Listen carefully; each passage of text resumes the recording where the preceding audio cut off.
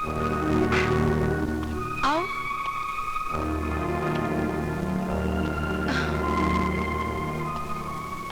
बिरजू, ये मेरे बापू हैं। नमस्ते।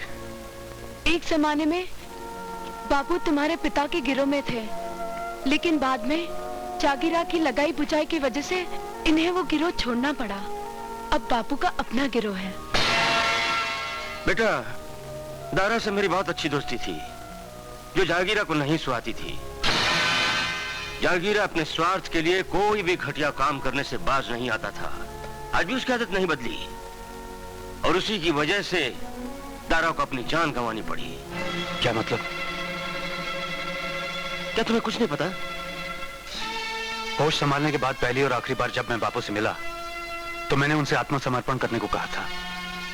उस वक्त न जाने क्यों ऐसा लगा कि हमारी बात मान जाएंगे, लेकिन बाद में जो कुछ हुआ। बाद में बेटे जो कुछ भी हुआ वो एक बहुत बड़ी साजिश थी।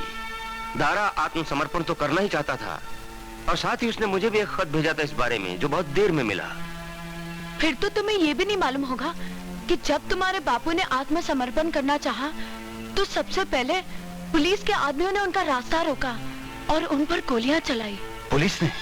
हाँ, जवाब में जब दारा के गिरोह ने अपने बचाव के लिए गोलियां चलाई, तब जागीरा के साथ मिलकर हीरा पन्ना ने तुम्हारे बापू को खत्म कर दिया। हीरा पन्ना ने? मगर क्यों? हीरा पन्ना दारा के गिरोह से मिले हुए थे, और उन्हें डर था कि अगर दारा ने आत्मसमर्पण कर दिया तो कहीं उनकी असलियत न खुल जाए। तो ये बात है, इसीलिए हीरा पन्ना मेरी जान के पीछे पड़े हैं। और उन्हें मारना इतना आसान नहीं, क्योंकि उनके साथ सारी पुलिस फोर्स ही नहीं, बल्कि जागीरा का पूरा गिरोह भी शामिल है। अगर मुझ पर और मेरे गिरोह पे यकीन है तो हम तुम्हारा साथ देने के लिए तैयार हैं। बेटे, बल्कि मुझे तो खुशी होगी अगर तुम हमारे गिरोह के सरदार बन जाओ, ताकि दारा की आत्मा को शांति मिले और मैं भी अपनी दोस्ती का फर्ज पूरा कर सकूं।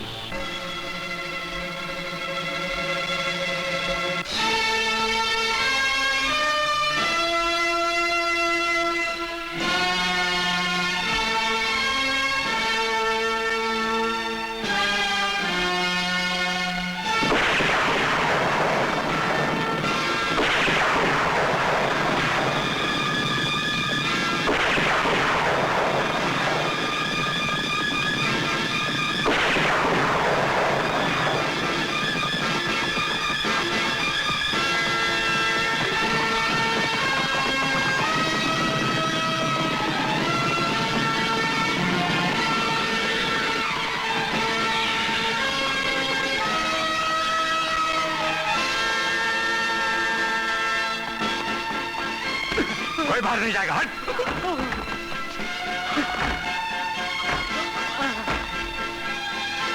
हीरा पन्ना कहाँ है? बोल, हीरा पन्ना कहाँ है? बता। महाजन। महाजन? मैं जानती हूँ।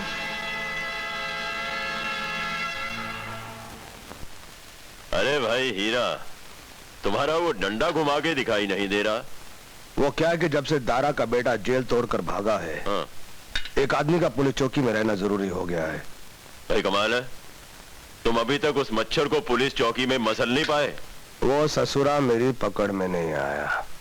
अगर वो पकड़ में आ जाता तो मैं उस पर पूरी इस्त्री फिरा देता। मुझे तो डर है कि कहीं ये सारा भांडा फूट गया तो तुम्हारी बरसों की वर्दी पर इस्त्री ना फिर जाए। वाह, देखो ऊपर से नीचे तक लक्ष्मी रानी कैसे किलोल कर रही है गिन गिन के। अरे बाप रे, अब मैं कट्ठे रखूं? अपनी धोती में रख ले। अरे महाजन, मैंने तो तुमसे कहा था कि अपने घर की सारी दीवारों में तिजोरियां बनवा लो, क्योंकि जब डाकू, पुलिस और महाजन मिल जाएं। क्यों नहीं, जैसे ब्रह्मा, विष्णु और महेश। के संगम है, गंगा, जमुना और लक्ष्मी। अब देख लो गिन गिन के, बाहर आना है क्यों ना चाहे। अब मैं क्या करूं? मैं निकाल दूं तिजोरी फाड़ के? अरे नहीं सरकार, इठलाती बलखाती लक्ष्मी अपने आप ही निकल आई है। ये ले भाया। ये कौन से कुकर्म का हिस्सा है? लो सुन लो गिन गिन के, समझो कोने तो भूल जावे है। सरकार के वास्ते, हुजूर के वास्ते छोटी मिर्च को इंतजाम किया है। छोटी मिर्च। सारी जिंदगी तेरा सर भी झुका रहे। मुझ पर विश्वास कर और समय का इंतजार कर। कहीं ऐसा ना हो कि तू समय का इंतजार करता रह जाए और समय किसी और की किस्मत बन जाए। ऐसी बातें मत करो मधु। मैं समय और किस्मत का मारा भले हो सकता हूं, लेकिन मेरी किस्मत में सिर्फ तेरा ही नाम लिखा हुआ है। बस थोड़ा और इंतजार करो।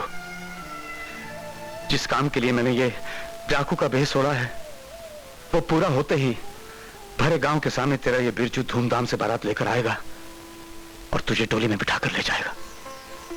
बिरजू,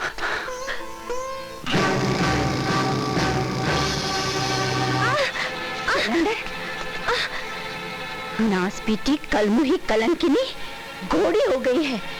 सगाई किसी के साथ और मेलजोल उस बिरजू के साथ जो अब डाकू बन गया है। नहीं, मेरी सगाई किसी के साथ नहीं हुई है और मैं ये पहले भी कह चुकी हूँ। और फिर शर्म किस बात की माँ?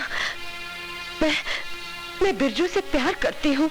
हाय राम, तू तो सात गांव में मेरा मुंह काला करवा देगी। अरे आज तो जीवा ने ही तुझे देखा है, कल की सारा गांव देखेगा तो मेरी नाक कट जाएगी। नाक कटती है तो कटने दो, मैं अपनी जिंदगी बर्बाद नहीं होने दूंगी।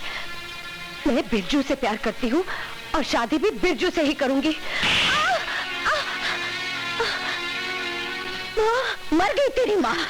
चलो बिरजू से शादी करेगी। नहीं माँ, मैं देखती हूँ कैसे शादी करेगी। चल चल अंदर। छोड़ दे मुझे, जाने दे माँ, मुझे नहीं खोलूंगी। ये दरवाजा तभी खुलेगा जब गोपाल बारात लेकर इस दरवाजे पर आएगा, समझे?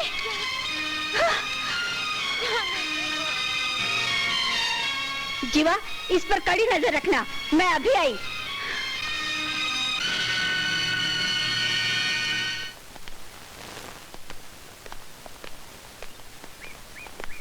मैं साहब को इत्तला करता हूँ।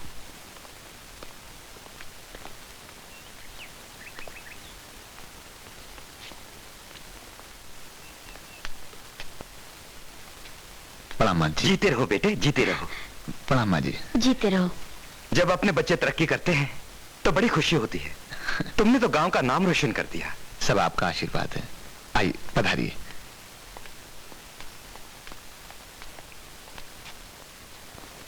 कहिए कैसे कष्ट किया?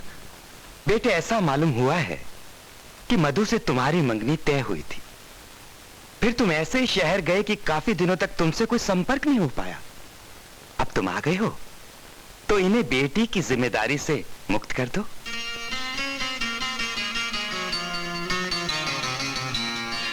ऐसा तो नहीं कि कहीं तुम्हारा इरादा बदल गया हो, क्योंकि दुर्गा मौसी और बिरजू से तुमने अपना नाता तोड़ लिया है। इरादा मेरा तो नहीं बदला। आप अपनी बेटी से भी पूछ लीजिए, कहीं उसका इरादा तो। गाय और बेटी से पूछा नहीं जाता, एक खूंटे से खोलकर दूसरे खूंटे को बांध दी जाती है। मान जी, जल्दी से जल्दी शादी का मुहूर्त निकालकर बताइए। आज प्रतिपदा है, कल दूज, परसों अक्षय तृतीया का मुहूर्त सर्वोत्तम रहेगा। क्यों बेटे जी, तुम्हारे लिए ठीक रहेगा ना? इतनी जल्दी सब? नहीं बेटे, शादी ब्याह में देर नहीं करते। ठीक है, जैसा आप लोग चाहें। मैं मामा मम्मी को खबर दे देता हूँ, वो लोग पहुंच जाएंगे। अच्छा बेटे, आप विवाह आदि का समय विचार कर मैं फिर आऊंगा। जी। अच्छा बेटे, चलते हैं। चलता हूँ। आए।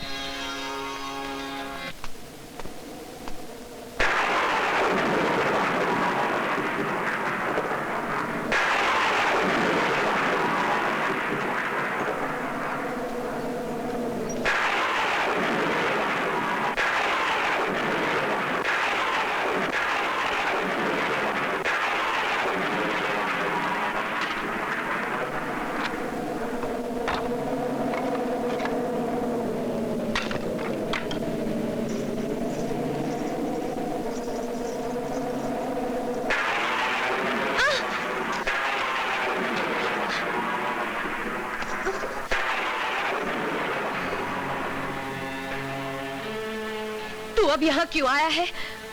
मुझे बचाने के लिए या अपनी चाची को ये बताने के लिए कि मैं अपनी जान कैसे दे रही हूँ? मुझे माफ कर दे मधु।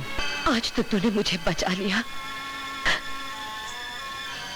लेकिन अगर गोपाल के साथ मेरी ये शादी रोकी नहीं गई तो मैं अपने प्यार की कसम खाकर कहती हूँ कि वो शादी का मंडप मेरी चिता में बदल जाएगा। नहीं मधु नहीं, ये नहीं होगा। मैं ये अनर्थ कभी नहीं होने दूंगा, कभी नहीं। जीवा, अगर मैं मर गई तो जाकर बिरजू से कह देना कि जीते जी तो मैं उसकी दुल्हन नहीं बन सकी, लेकिन मेरी लाश की मांग में सिंदूर भर के अपने हाथों से ही वो मेरा अंतिम संस्कार। बस मधु बस, और मत कुछ कहो, कुछ मत कहो।